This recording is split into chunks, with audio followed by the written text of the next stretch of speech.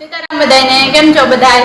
તો આજે હે ને એક અનોખો જ વિડીયો અમે તમારા સમક્ષ લઈને આવ્યા.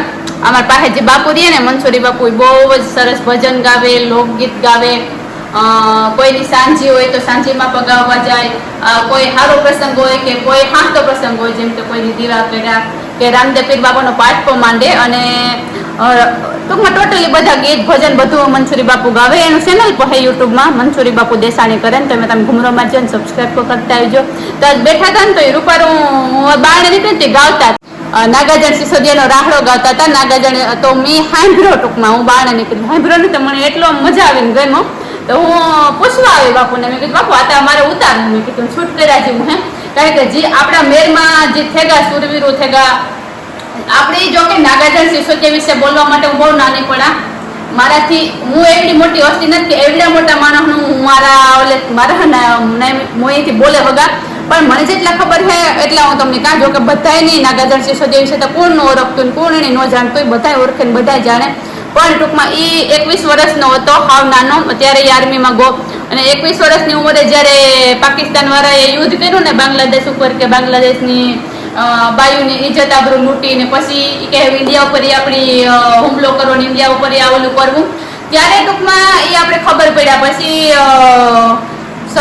નામ ભૂલે ગયું જે કમાન્ડો તો નામ ભૂલે ગઈ કમાન્ડોનું, એની આપણે બધા આર્મીના ઓલાને ભેગા કર્યા કે એ લોકો આપણા પર હુમલો કરે તો આપણી પાસે એટલી ઇનફ આર્મી સેનાને એ નોખી હે, બધી કટકે વેસાયેલી છે. તો બધાને ભેગા કર્યા અને ભેગા કરીને પૂછ્યું કે એવો કોણ છે કે જે પાકિસ્તાનમાં જાય અને પાકિસ્તાનમાં ભેગો રહે અને એ જે પ્લાન કરે એ પ્લાન જાણે આવે અને આપણી ઇન્ડિયામાં આવીને કહે. ત્યારે હે ને કોઈએ હાર ન પાડી, બધાના સર ઝૂકેગા, કોઈ તૈયાર જ નથી. બધા કે અમે આર્મીમાં આવ્યા, અમે મરવા માટે જ આવ્યા અને દેશની સેવા કરવા માટે જ આવ્યા, પણ બધાની સાથે મર્યું. અમે એકલા પાકિસ્તાનમાં ન જાય, પાકિસ્તાનમાં એકલા જાય ને ખબર પડે જાય તો એ આપણે શું હાલત કરે એ જોવાનો બધા હારેગા. ટૂંકમાં તાર એક મરદ મુસાળો નાગાજણ સિસોદિયા સાથે ખોલેન બોલ્યો. હજે 21 વર્ષની તારે એની ઉંમર હતી. વિચારતા કરો અટાણે 21 વર્ષની ઉંમરના છોકરાને ગર્લફ્રેન્ડ હોય ને લગ્ન થયા હોય ને એ પોતાની પર્સનલ લાઈફમાં બીજી હોય, ત્યારે એને દેહ માટે કેવડું મોટી આમ એ રવાડા ઉભા થઈ જાય. મારી વાત કરા તો એની કીધું કે હું જા કે મારે હું જા જોવેવા અને જા પૂછે. એની એક નાગાજણી એટલે હા પાડ્યું.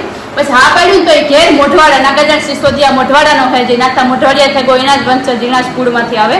તો એ મોઢવાડા એના મા પાસે એના બાપ પાસે આવ્યો. તો માનો જીવ હે ને, માએ કીધું કે હું તું જવા નહોતા કે હું નહીં જવા દઈ, કે તારે 21 વર્ષની ઉંમર છે, તારે લગ્ન કરવા, લગ્ન કરીને પછી તારે જ્યાં જવું હોય ના જાય.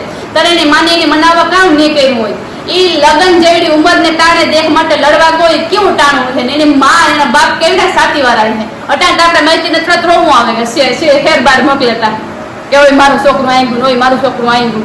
ત્યાર પછી એ મનાવે કરે નાગાજણના ભેગો ગો, એના ભેરો ગો પાકિસ્તાન ને પાકિસ્તાન એની બધી રણનીતિ કે જે કઈ કોઈ નહીં જાણે એવો નાગાજણ બધું જાણી લીધું. ઓલા જે પ્લાન કરતા હતા ને કે આપણે ઇન્ડિયામાં જઈ હું ઇન્ડિયા ઉપર હુમલો કર્યો ને ઇન્ડિયાની બાયુને આવી રીતના બે શું કે ભાઈ આબરૂ લેવું ને આ કર્યું હું કર્યું, ટૂંકમાં ટોટલી નીતિ જાણે એવો. જાણે ને જયારે પાછો ગયો ને તાર કોઈની નજર એના ઉપર પડે ગઈ અને ત્યાર પછી ખબર પડે ગયા કરતા કોઈક ઇન્ડિયાનું આપણે દુશ્મનનું આમાં ગીરે ગયું.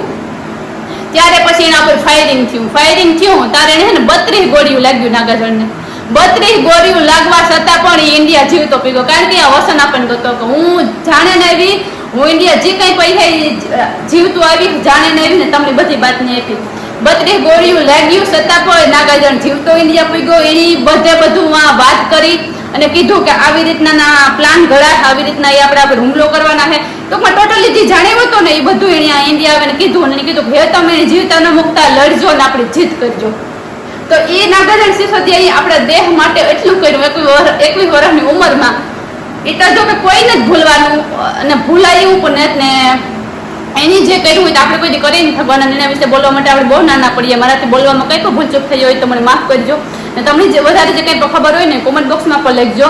અને એના વિશે ઇન્દિરા ગાંધીએ ખુદ એક લેટર લખ્યો હતો જે અટાણે મોટવાડા હાલ હયાત છે, કે એની માને કે તે કેવું દૂધ પીવડાવ્યું હતું તારા દીકરાને, કેવું દૂધ પીવડાવ્યું હતું તારા દીકરાને કે 32 ગોળીઓ લાગવા છતાં પણ જીવતું આવે. અને અમને કહેતો ગો કે ના હું દેહ વિશે થાય.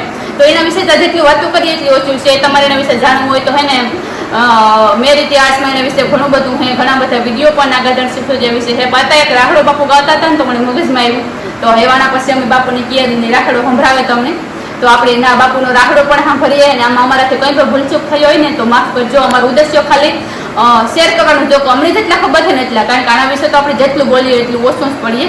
તો અને સીતારામ બધાને જય લીલા.